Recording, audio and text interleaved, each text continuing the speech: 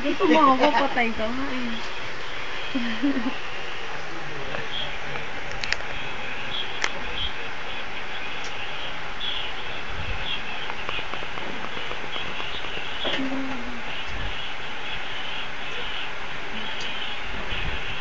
Magandang umaga, mga kapamilya.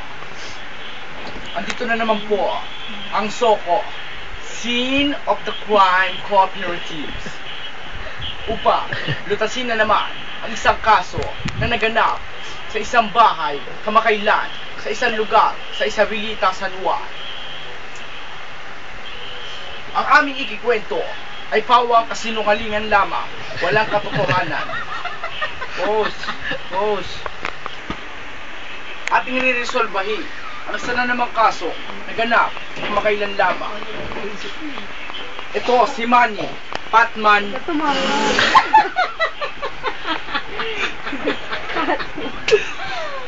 Ito si Manny Patman Pacquiao.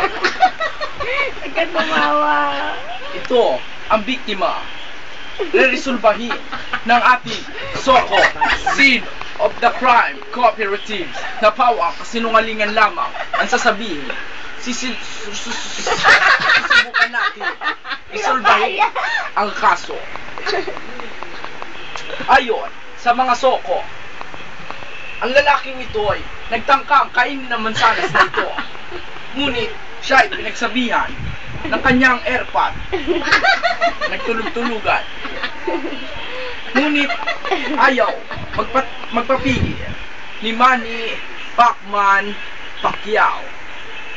Kaya't siya'y sa pilitang tinuruang mag-toothbrush. Makikita natin ngayon dito, ito ang ebidensya na siya ay sa pilitang pinag-toothbrush.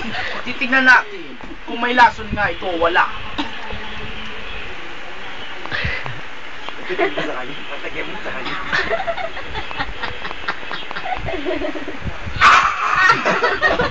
Walang lason. Joke lang yun. Dahil puro kasinungalingan lamang ang nagaganap dito. Nakita natin ang ebidensyang iyon na nagpatunay na siya ay sa pilitang pinag-toothbrush. Pus.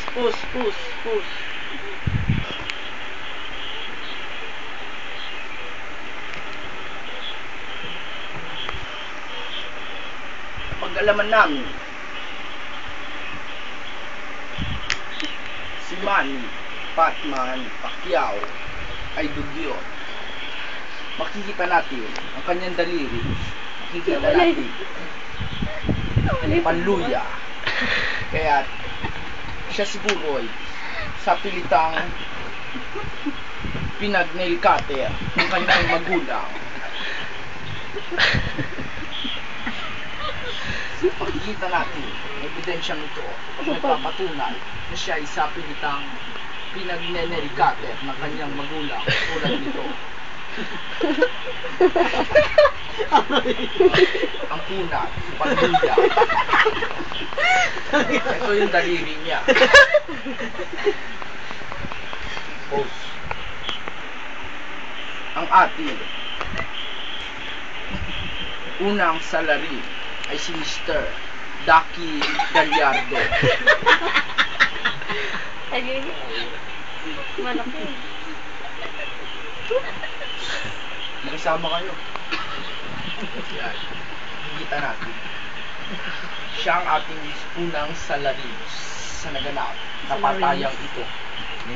Ang ating pangalawang salary ay si Mrs. Tiger Manlalapa. Siya ang manoy. Siya ay napag-alaman namin may sama ng loob kay Mr. Manny Patman Pacquiao. At ang ating huling salary ay si Mr. Negro Negrito na umanoy may sama rin ng loob kay Mr. Manny Patman Pacquiao. Tayo nanganap ng mga testigo. na nakasaksi sa mga pangyayari. Andito po si Mr. Okinawa Uugod-ugod. Mr. Okinawa Uugod-ugod. Ano pong masasabi niyo sa mga nangyayari?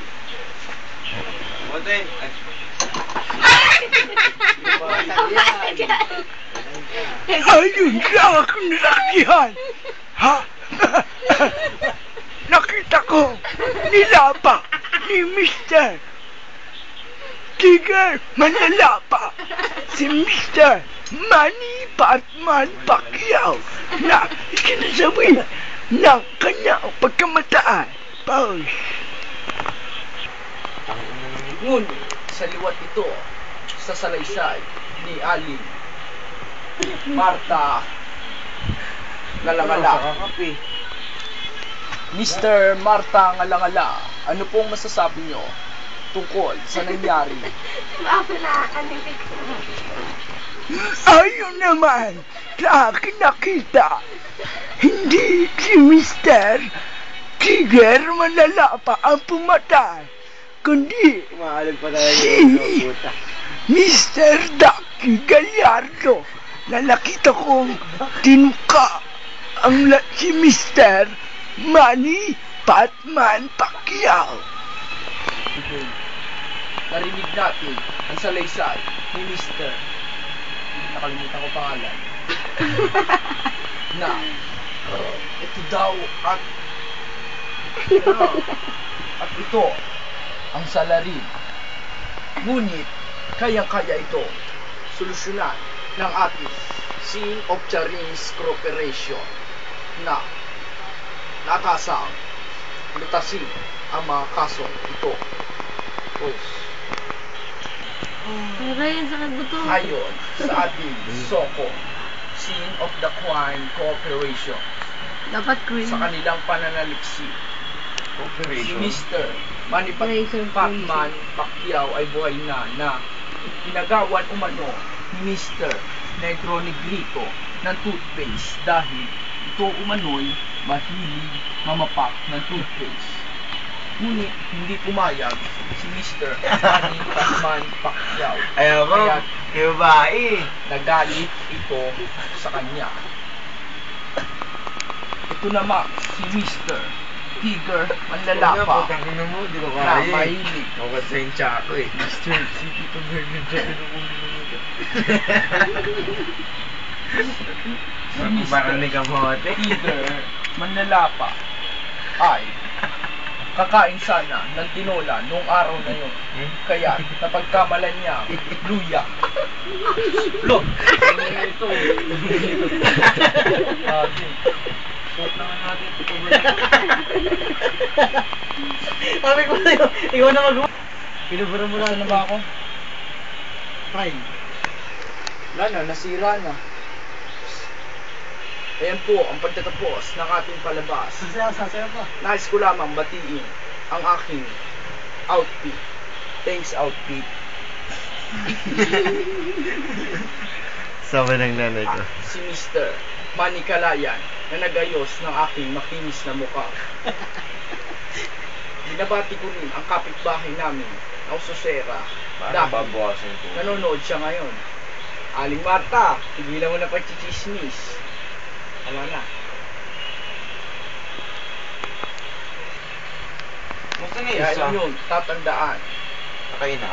ang sinabi ng aking ina na droga ay iwasan, kamote ang tikman, at hindi sa lahat ng oras ay gising ang balita dahil natutulog din ang tagapagbalita. Wala na.